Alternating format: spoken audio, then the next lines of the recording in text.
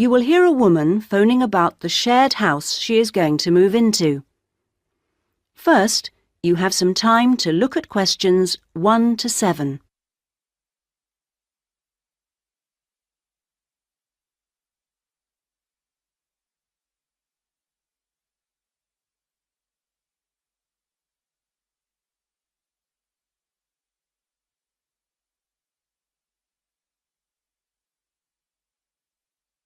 You should answer the questions as you listen, because you will not hear the recording a second time. Listen carefully to the first part of the conversation and answer questions 1 to 7. Hello? Hello, this is Hilary. I'm calling about the house. I'm moving in next week. Oh, yes, Hilary. This is Judith. I met you when you came to look at the house. Yes, I just had a few more questions I wanted to ask. Of course. Well, first, about the rent. I realise I didn't check what it included. Yes, that's important. It includes most things.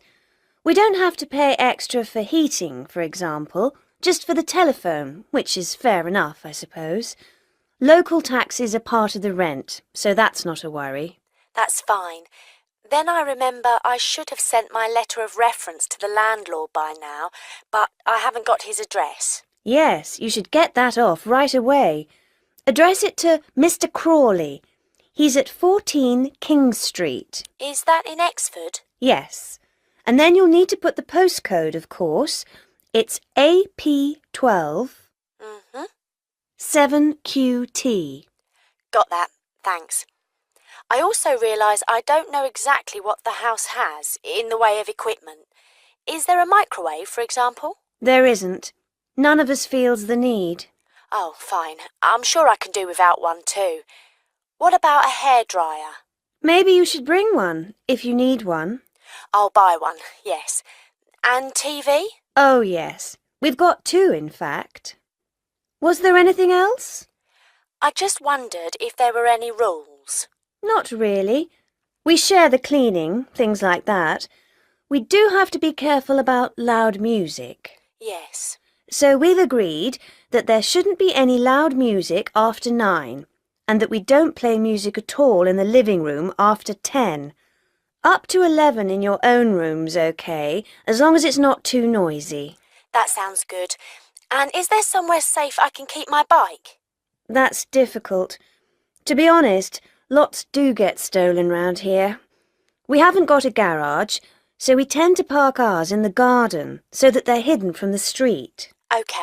Now, I hope you like cooking. Yes, I do. Do you all have shared meals? Not very often, actually, but when the weather's good in the summer, we like to have a barbecue together, which we do each Wednesday. We tend to go out at weekends. Sounds fun. Before you hear the rest of the conversation, you have some time to look at questions 8 to 10.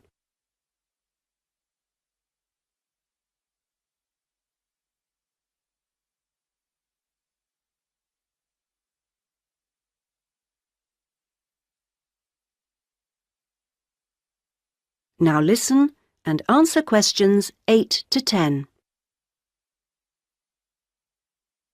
Are you familiar with this area? A bit. Actually, there are a few things that I'd like to know the location of. A bank, for example. Yes, there's one quite close. You just go up to the junction near the house, the one where 4 roads meet, and go straight ahead and then take the second left. It's a little way down there on the left-hand side. That's convenient. Another thing is that I'd like to check my emails quite often. I was wondering how far away an internet cafe was. Well, there are a couple, actually, but one's much cheaper than the other. The one I use is very handy. You just go up to the big junction and then, well, I go straight ahead and then turn right so that it's on the right-hand side. Fine. And one last thing. Uh-huh. I need to go to the post office quite often. I'm hoping there's one quite close to the house. You're in luck. You'd walk up to the big junction and then, if you want a nice route, take the street that's slightly to the right. Then you'd want the second left, and you'd find it on the right side of the street. Well, it all sounds great. So, we'll see you in a couple of days' time? Yes. OK. Bye. Bye. That is the end of part 1. Now turns to part 2. Part 2. You will hear a podcast on Canberra's theme park. Now you have some time to look at questions 11 to 16.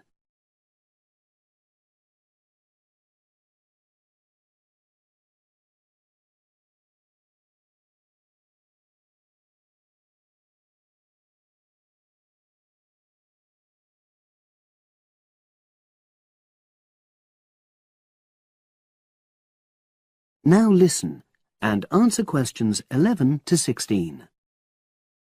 Welcome to Canberra's Park podcast. In the next few minutes, I'll tell you a little about the park and the amazing things we have to offer. We like to think that Canberra's offers more than other theme parks. Like them, we have a variety of exciting rides for people of all ages, but Canberra's also places strong emphasis on the educational experience for its visitors. Not boring facts, but lots of interactive exhibits. Although it's mainly an outdoor experience, we do have some indoor activities if the weather gets too dreadful. The park's got a lovely, well-established feel, set in 80 acres of beautiful countryside, about 3 miles south of the tourist resort of Dulchester. The park was set up in 1997 by the Canberra family, but then taken over by new owners in 2004, who have maintained the original vision of the Canberras. It has lots of old trees, hundreds of flower beds, and a gorgeous lake. Canberra's has over 45 different rides, exhibits, and arcades. All but one of these is free once you've paid your entrance fee. We charge a small fee for our newest ride to reduce the length of the queues. You don't pay anything for parking. A family ticket for a family of 4 works out at about £8 per person, which is amazing value. Full details of current prices are shown on our website, along with full details of rides, etc., and directions for getting to us. We also have a number of special offers. For example, if you live locally, why not join our Adventurers Club, which entitles you to 50% off ticket prices all year round, and a special lane for all rides and exhibits, which means you don't have to wait to get into any part of the park. See the Offers tab on the website. We've recently added a number of new exhibits to the park, and we're particularly proud of our Future Farm Zone, which houses over 20 different species of animals, from chipmunks to dairy cows. The emphasis is on getting near to the animals. All of them can be petted, and you can buy food for feeding the animals. Many of our younger visitors say that this is the high point of their visit. And speaking of food, don't let the animals have all the fun. We have a total of 7 different catering outlets on the site. We're open 10 to 5:30 all year round, and cold drinks and snacks can be bought at any time during opening hours. And hot food is available most of the day in the Hungry Horse Cafe from 11 until 5, just half an hour before closing time. Now you have some time to look at questions 17 to 20.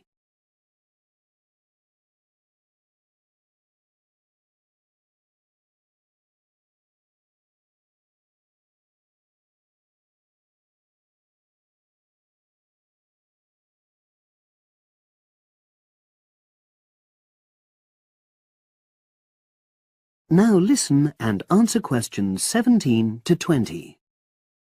Now we want all our visitors to have an exciting time when they come to the park, but our first priority must be safety. Parents and guardians know their children's behaviour and capabilities, but here at the park we have set certain conditions for each of the rides to ensure that all visitors get the maximum enjoyment out of the experience and feel secure at all times. There are 4 major rides at the park. Our newest ride is the River Adventure, which is designed to reproduce the experience of whitewater rafting. No amount of protective clothing would make any difference, so only go on this ride if you're prepared to get wet. Children under 8 can go on this ride, but all under 16s must have an adult with them. Not all of our rides are designed for thrills and spills. Our Jungle Gym roller coaster is a gentler version of the classic Loop-the-Loop, specially created for whole family enjoyment, from the smallest children to elderly grandparents, suitable for all levels of disability and health conditions. Carriages have comfortable seating for up to 8 people with safety belts for each passenger, which must be worn at all times. Sit back and enjoy the scenery. One of the best established and most popular of Canberra's rides is the massive swoop slide. Whiz down the polished vertical slide 9 meters in height and scream to your heart's content. There are no age or height restrictions. Be careful though, you must have on long trousers so you won't get any speed burns. And then there's the famous Zip Go-Kart Stadium with 16 karts, 8 for single drivers and 8 for kids preferring to ride along with mum, dad or carer. Take part in high-speed races in our specially designed Formula 1 style karts, but no bumping other karts, please. All riders must be above 1.2 meters because they have to be able to reach the pedals, even in the shared karts. Full details of all safety features are available on our website at www.camberspark.com. So come and make a day of it at Canberra's Theme Park.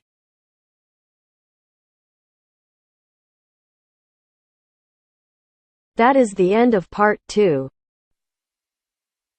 Now turns to part 3. Part 3. You will now listen to a talk on bicycles. First, you have some time to look at questions 21 to 25.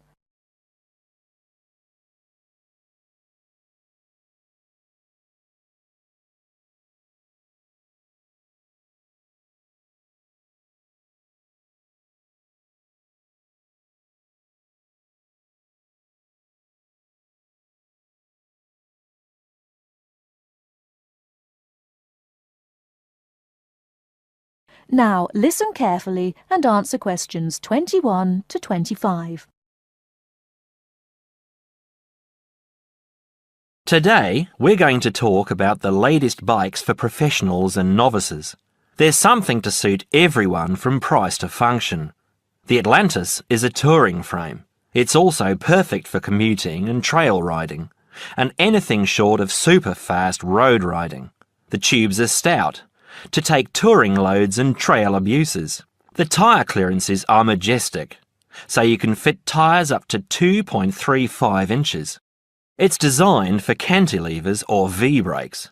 If you have to limit yourself to just one bike and you want to be able to ride just about anywhere, this is the bike to be on.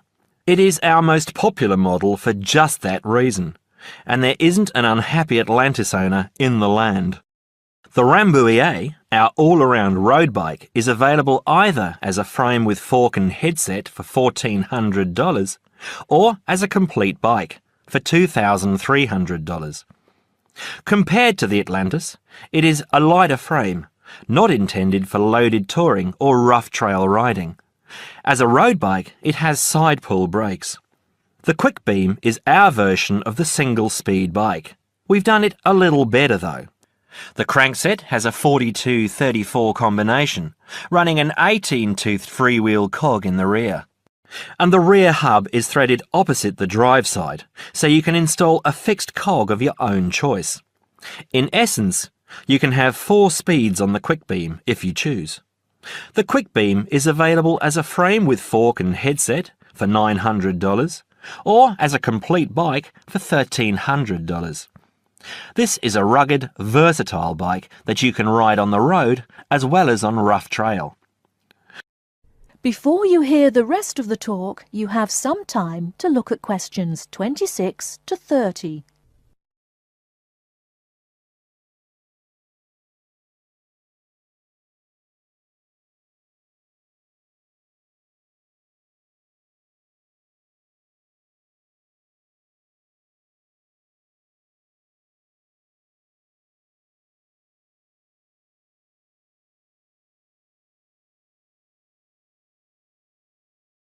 Now listen and answer questions 26 to 30.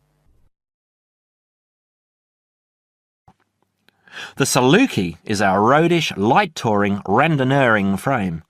It's designed for 650B wheels. If 650B means anything to you, you'll either love it or think it's marketing suicide. If you're new to 650B and a follower, you won't want it. If you're new and a rebel, you will. Now, I'll just talk a little about saddle comfort. The road bike, for the most part, has turned into a high-tech, uncomfortable machine, and the proof is all around us. Look through any bike magazine or catalogue, and you'll see the saddle up to 6 inches higher than the handlebars. It is impossible to be comfortable on such a bike. It forces you to lean forward, putting more weight on your groin, hands and arms. People ride these bikes with straight, locked-out arms and wake up with aching backs. They endure it, get used to it, or buy recumbents. When we custom design a bike for you, you'll be able to get a comfortable position. Your back will be between 45 and 50 degrees, and there will be a noticeable bend in the arms. And most importantly, your arms won't be supporting your body weight. You won't have to look up to look ahead, because you won't be hunched over and low. That means our bikes are more accessible for riding on the flats, or even for short climbs. We consider this when we design and build your custom frame. That is the end of part 3. Now turns to part 4. Part 4. You will hear part of a lecture about a place called Cuba Pedy. Listen carefully and answer questions 31 to 36.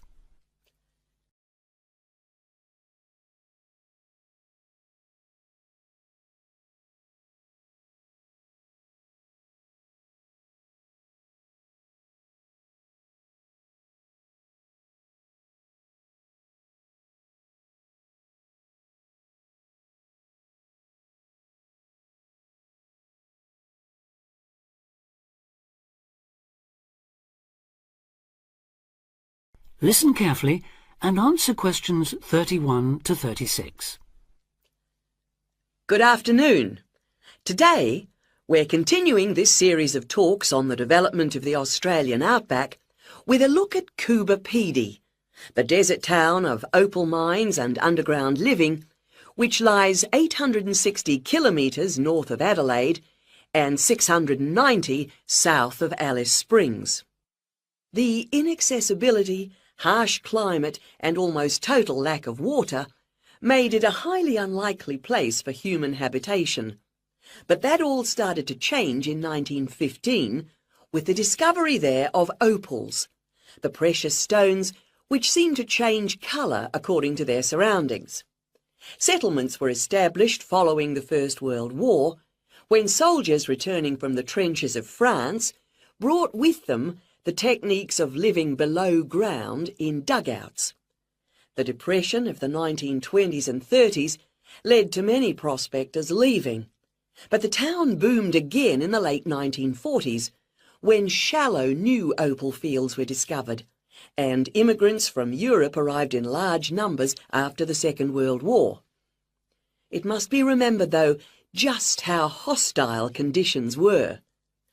Daytime summer temperatures reached well over 50 degrees centigrade, winter nights were bitterly cold, and dense dust storms regularly blanketed the town. To cope with this, more and more people began living in disused mines and purpose-built subterranean houses, where the temperature remains at a comfortable 25 degrees all year round, so that eventually around 70% of the town's inhabitants had made their homes beneath the surface. This led to the construction of hotels and even churches below ground, as well as an entire underground shopping centre, the only one in the world.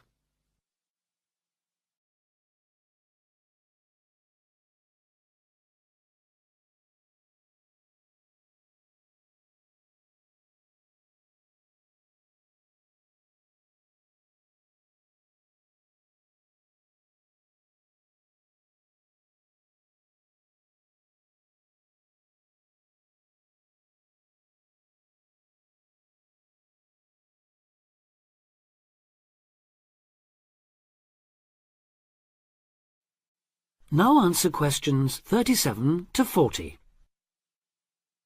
Perhaps not surprisingly, this has now led to the emergence of a secondary industry, tourism. Increasing numbers of visitors come to see the tunnels and the caves with their ventilation shafts, the weird machines lying about in the town, and, just beyond it in the scorched red desert, the conical hills thrown up by the world's biggest opal mines. It's a logical stopping place for travellers too. The nearest town to Coober Pedy is Woomera, in the prohibited area once used for launching space rockets. But even that is an enormous distance away. Within the town itself, there are plenty of hotel rooms and a number of ethnic restaurants. Remember that Coober Pedy is one of the most multicultural places in Australia, with an estimated 45 nationalities represented, and its very own Opal Museum. A short distance from town, there's a section of the enormous barrier that runs thousands of kilometres across the country, the dingo fence, which is meant to keep these predatory wild dogs out of the sheep farming areas.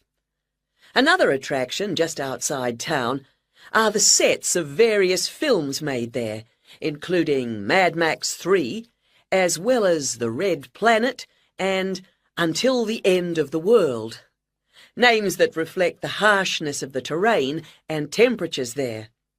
The name Coober Pedy, incidentally, comes from an Aboriginal expression meaning white man's hole in the ground. Next, I'd like to go on to talk about Broken Hill, another mining town, but one that...